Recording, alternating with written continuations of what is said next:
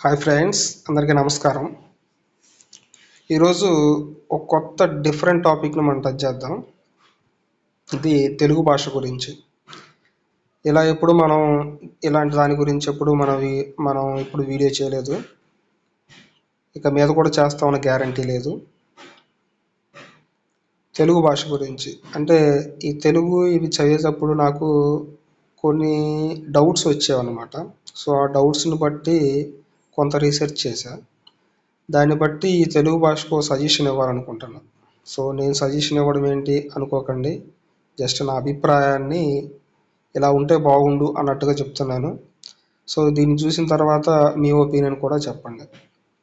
So ఇక్కడ చూడండి, చ మరియు జ ల పద ఉచ్చారణ. సో చ మరియు జాల పద ఉచ్చారణ అని రాశా ఇక్కడ నేను. సో దీన్ని అలా చదవాలా, లేకుంటే చ మరియు జాల పద ఉచ్చారణ అని చదవాలా?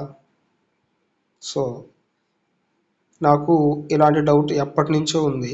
సో దీని మీదే రీసెర్చ్ చేద్దామని చెప్పి చేసి ఈ వీడియో చేస్తాను. సో మనం కనుక పరిశీలిస్తే వీటిని చూడండి,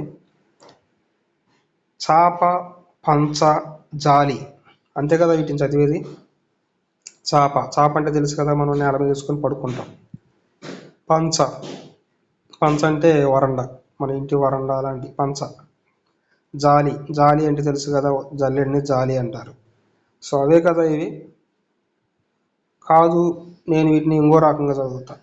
చాప, పంచ, జాలి. చాప అంటే ఏంటి? చాప అంటే నీళ్ళలో ఉండే చాప. పంచ అంటే ఏంటి? మన పెద్దోళ్ళు కట్టుకుంటారు కదా వస్త్రం, పంచ. జాలి అంటే జాలి, దయ అంటారు చూడండి. సో ఆ జాలి అన్నమాట. సో ఇప్పుడు నేను ఒకే పదానికి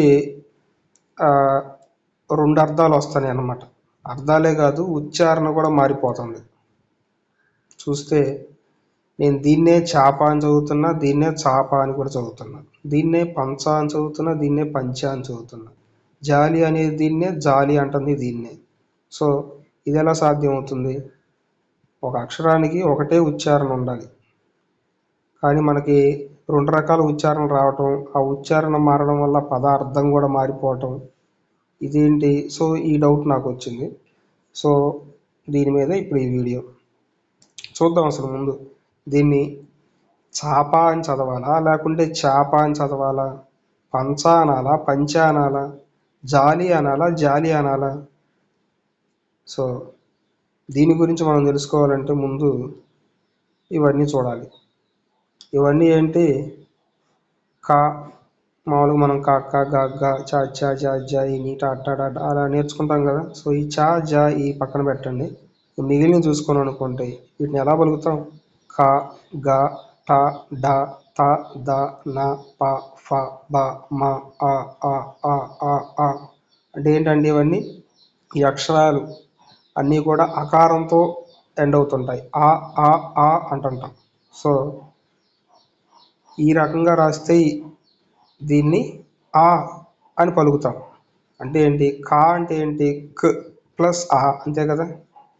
అదే కా అని రాయాలంటే ఇక్ ప్లస్ ఆ అంటే కా అవుతుంది. ఇక్ ప్లస్ ఈ అయితే కీ అవుతుంది. సో అంటే ఇక్కడ ఏంటి?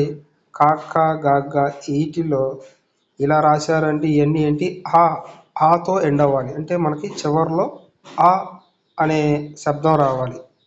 సో అంటే క్ ప్లస్ ఆ కా అవుతుంది, గ్ ప్లస్ ఆ గా అవుతుంది, ట్ ప్లస్ ఆ టా అవుతుంది, త్ ప్లస్ ఆ తా అవుతుంది, ద్ ప్లస్ ఆ దా అవుతుంది. సో ఈ రకాన మనం చూసుకుంటే చ్ ప్లస్ ఆ చా, జ్ ప్లస్ ఆ జా అవ్వాలి. అంటే అంతే కదా. చ, జ, ఆ రావాలి. అంతేగాని చ, జ అనకూడదు. ఏ వస్తాయి మనకి.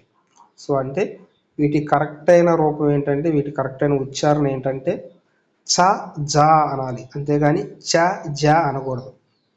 కానీ మన తెలుగులో ఏంటి? చ, జ అనే ఎక్కువ వీటిని ఉపయోగిస్తుంటాం. సో వీటికి మామూలుగా అయితే మనకున్న నియమం ప్రకారం అయితే అకారంతో పలకాలి కాబట్టి చ, జ అని పలకాలి. సో అంటే ఇది చ అన్నమాట, ఇది జ అన్నమాట.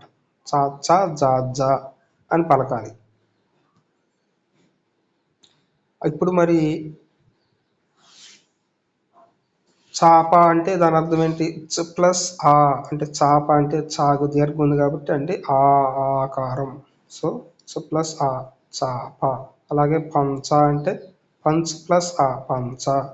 జాలి అంటే జి ప్లస్ ఆ ప్లస్ లి జాలి, అంతే కదా? జాలి, జాలి కాదు, జాలి. పంచ అంటే వీటిని ఎలా పలకాలి? చాప, పంచ, జాలి అని పలకాలి, అంతేగాని చాప, పంచ, జాలి అని కాదు. మరి చాప, పంచ, జాలి అని రాయాలంటే ఎలా రాయాలి? సో దీనికి ఇప్పటి వరకు మనం ఏ మెథడ్ను ఉపయోగించామో చూద్దాం. అంటే ఏంటి? ఈ చాప, పంచ, జాలి అనేది మామూలుగా మనం రాయాలంటే మనం ఉపయోగించే మెథడ్ ఏంటంటే వీటిని చూస్తే అర్థమవుతుంది. క్యాట్. ఇప్పుడేంటి? చ ఆ క్యాట్, ఆ క్యాట్, క్యా క్యా ఆ వస్తుంది కదా. సో ఈ యాట్ అనే దాన్ని మనం ఎలా రాస్తామంటే క్యాట్ అని రాస్తాం. అంటే ఏంటి? క్యాట్ కాకుండా క్యాట్, కాకి యావత్తు ఇచ్చి రాస్తాను. అలాగే ట్యాప్, యాప్, చాప్. అలాగే ట్యాప్, యా వస్తుందని మనం ఏం రాస్తాను? ట్యాప్ అని రాస్తాను. ఛాన్స్, ఛాన్స్ అని రాస్తున్నాం మనం. ఛాన్స్, యా వచ్చేదాన్ని ఛాన్స్ అని రాస్తున్నాం. అంటే ఇక్కడ మనం అచ్చు లేదన్నమాట. ఈ అక్షరాన్ని వాడడానికి అచ్చు లేక మనం ఏం చేస్తున్నాం అంటే ఒక ఒత్తుని ఉపయోగించి రాస్తున్నాం. అర్థమవుతుందా? అంటే మన తెలుగులో ఈ అచ్చు అనేది మిస్ అయింది. Tap, man, cat, ల్యామ్. సో ఇలాంటివి రాయాలంటే యా అనే అచ్చు ఒకటి మిస్ అయింది. సో దాన్ని మనం భర్తీ చేయటం కోసం యా అంటే ఏంటి? ఆ యా ఒత్తు అనేది వాడుతున్నాం. యా అనేది పలకడానికి వేరేగా ఉంటుంది, యా అనేది పలకడానికి వేరేగా ఉంటుంది. సో మనం యా బదులు యా అనేది వాడుతున్నాం. సో దానివల్ల ఇంగ్లీష్లో క్యాట్ అని ఉంటే మనం తెలుగులో క్యాట్ అని రాస్తాం. క్యాట్కి క్యాట్కి చాలా తేడా ఉంటుంది. సో ఇది కొంచెం మన తెలుగులోకి వచ్చేసరికి మారిపోతుంది. సో మన దగ్గర ఉన్న ఈ లోటు ఏంటంటే ఈ సరైన అచ్చు లేకపోవడం. సో ఇప్పటివరకు మనం క్యాట్, ట్యాప్, చాప్, సో ఇలాంటివి రాయాలంటే మనం ఎలా రాస్తున్నాం అంటే యా ఒత్తి ఇచ్చి రాస్తాం. కాబట్టి మనం చేప అని రాయాలనుకోండి, అప్పుడు ఏం చేయాలి? చేప, చాపకి యా ఒత్తి ఇచ్చి చేప అని రాయాలి. పంచ అంటే పంచ అని రాయాలంటే పంచ అని రాయాలి. పంచ అంటే మన మామూలుగా పంచే కాదు, సాంస్క్రిట్లో పంచ కన్యలు, పంచ అంటే ఏంటి? 5 అని వస్తుంది కదా. సో పంచ, పంచ అని రాయాలి మామూలుగా, లేకపోతే పంచ అవుతుంది. జాలి అని రాయాలంటే జాలి ఇలా రాయాలి లెక్క ప్రకారం అయితే. కానీ మన వాళ్ళు ఏంటంటే రెండింటికి దీన్నే వాడుతుంటారు. జాలి అన్న జా అన్న ఇదే వాడుతుంటారు, జా అన్న ఇదే వాడుతుంటారు, చా అన్న ఇదే వాడుతుంటారు, చా అన్న ఇదే వాడుతుంటారు. సో ఇది చిన్న లోటు అన్నమాట. సో నేను దీని మీదే ఇది కొంచెం మారిస్తే బాగుండు కదా అని చెప్పి నా ఒపీనియన్ అన్నమాట. సో అర్థమైంది ఎప్పటికైనా మీకు? సో అంటే ఏంటి? ఇది చా కాదు చా, జా కాదు జా అన్నమాట. సో చా కానీ జా కానీ రాయాలంటే మనకు సరైన అచ్చు లేదు, కాబట్టి దాని బదులు మనం ఏం వాడుతున్నాం అంటే యా ఒత్తు వాడుతున్నాం. సో కాబట్టి దానికి సంబంధించి మనకి అచ్చులు కావాలి. సో అర్థమైందా? చాప అని రాయాలంటే చి ప్లస్ యా ప్లస్ ప, చేప. పంచ. సో అకారం, అకారం అనేది లేక యా వాడుతున్నాం అన్నమాట. సో యకారాన్ని వాడడం వలన ఉచ్చారణ తేడాగా ఉంది.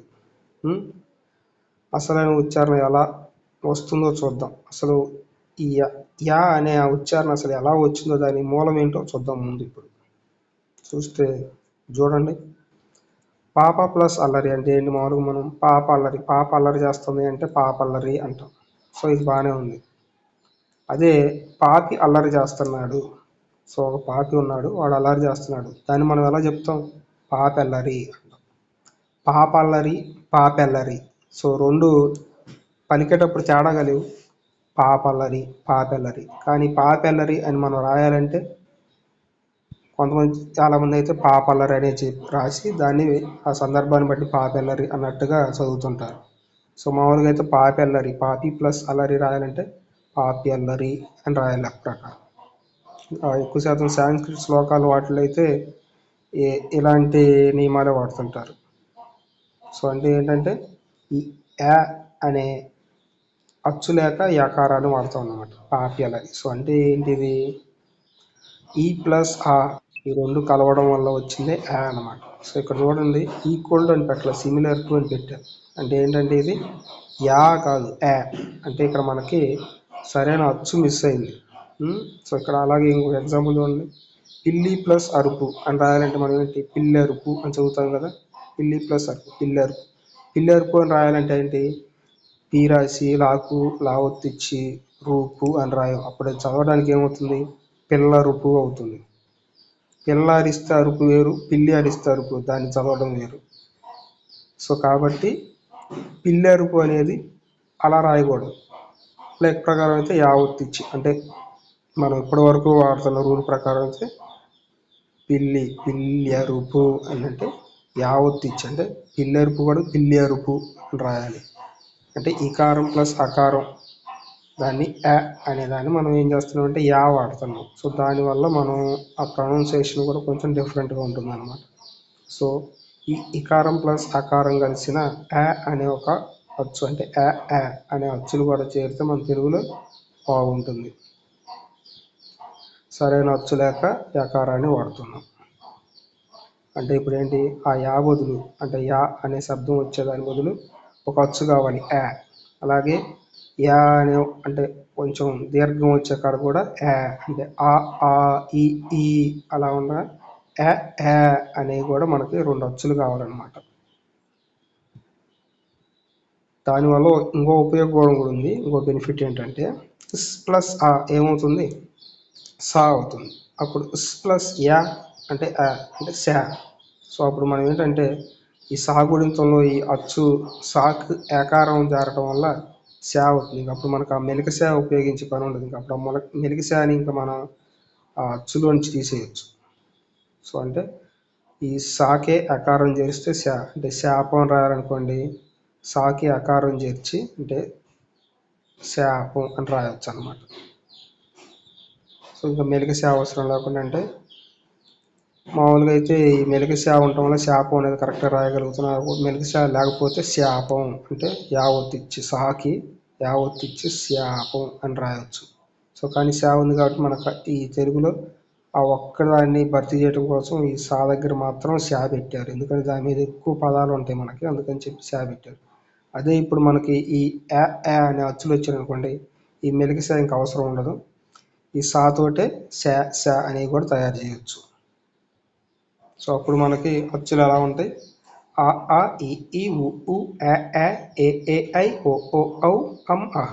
సో దాన్ని బట్టి గుణింతం కూడా కాక కీకి కుక్కు క్యా క్యా కే కే కై కో ఖో కౌ కం కహ. సో ఇక్కడ చూస్తే ఐకి ఔ అం అహ ఆ పైన అన్నిటికీ రెడ్ ఇచ్చి వాటికి గ్రీన్ కలర్ ఇచ్చారు. అలా కింద కూడా చూస్తే కై కౌ కం కహ, సో వీటికి కూడా రెడ్ కలర్ ఇచ్చారు, అన్ని గ్రీన్ కలర్ ఉంటాయి. సో ఇది ఎందుకంటే మనకి ఆ ఆ చేర్చాము, ఆ 2 అచ్చులు అవసరం. కానీ ఐ ఔ అం అహ ఇవి అయితే అసలు అవసరం లేదు. ఐ ఔ అం అహ అంటే కై కౌ కం కహ గై గౌ గం గహ. సో ఈ అచ్చులు అసలు అవసరం లేదు మనకి. సో ఈ అనవసరమైన అచ్చులు అనమాట. సో వీటిని ఎలా వాడచ్చు, ఈ మామూలుగా అయితే హల్లుల ద్వారా వాడేయచ్చు.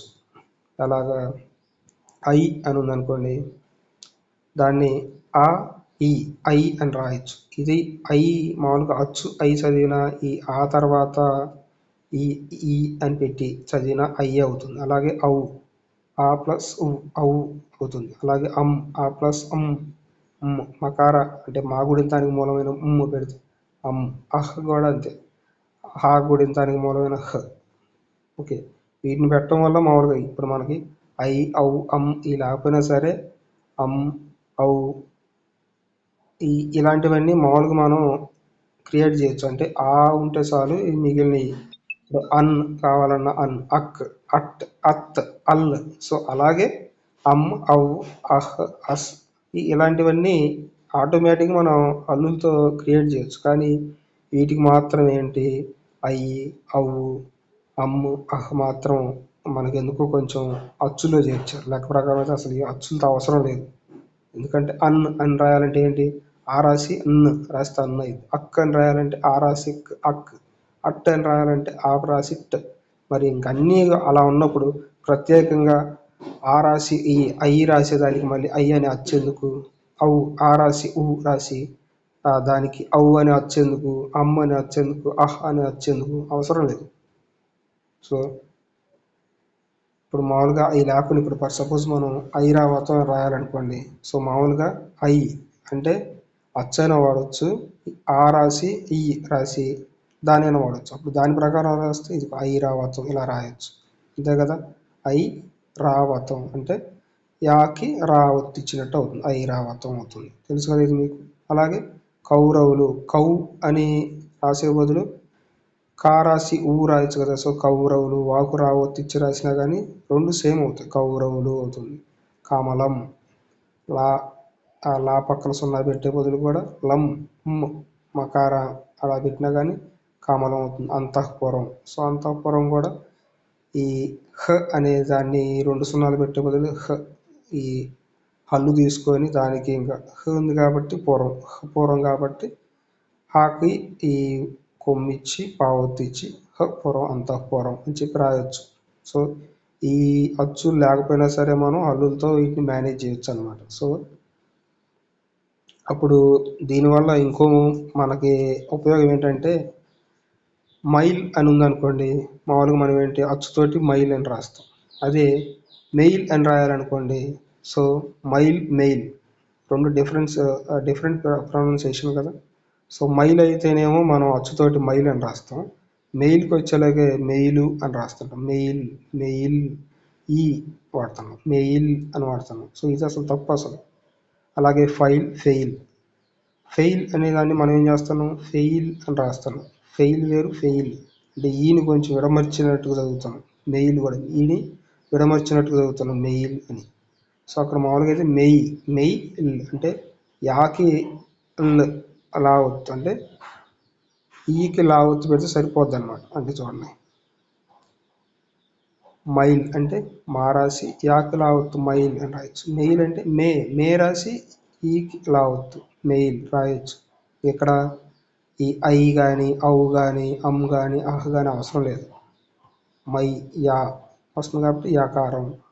అలాగే ఔ వస్తే వా కాబట్టి వాకారం, అవి వాడేసి రాయొచ్చు. సో అవి తీసేయడం వల్ల ఏంటంటే ఈ మైల్ సో ఇలాంటి ఈ హల్లులతోటి రాస్తే ఇంకా క్లియర్గా ఉంది చదవడానికి. సో ఇది ఉన్నా కానీ మన వాళ్ళు ఏంటంటే మెయిల్ అని రాయాలంటే మెయిల్ అని రాస్తుంటారు, ఫెయిల్ అని రాయాలంటే ఫెయిల్ అని రాస్తుంటారు. సో అది కూడా కొంచెం మారిస్తే బాగుంటుందని చెప్పి నా ఒపీనియన్. సో అప్పుడు ఆ అనవసరమైన అచ్చులు కూడా తీసేస్తే మనకి ఉండే అచ్చులు ఏంటి, ఆ ఇ ఈ ఉ ఏ ఓ. సో ఇవన్నీ సరిపోతాయి. వాటితోటి గుడింతో కాకా కిక్కి కుక్కు క్యాక్యా కేకే కోకు, గాగ్గా గిగ్గి గుగ్గు గ్యాగ్గా గేగే గోగు. సో ఈ రకంగా మనం గుడింతాలు తయారు చేసుకోవచ్చు, హల్లులు అచ్చులు. సో సరిపోతాయి ఇక మనకి. సో ఇంతమటుకు ఉంటే మన భాష కొంచెం క్లియర్గా ఉంటుంది, చదవడానికైనా రాయడానికైనా సింపుల్గా ఉంటుందని చెప్పి నా ఒపీనియన్. సో మీ ఒపీనియన్ ఏంటో కూడా నాకు కామెంట్స్లో తెలియజేయండి. సో ఇంకా ఏదన్నా చేస్తే బాగుంటుందా, లేకుంటే నేను చెప్పిన దాంట్లో ఏదైనా తప్పు ఉందా, సో ఏదైనా సరే కామెంట్లో తెలియజేయండి. Thank you.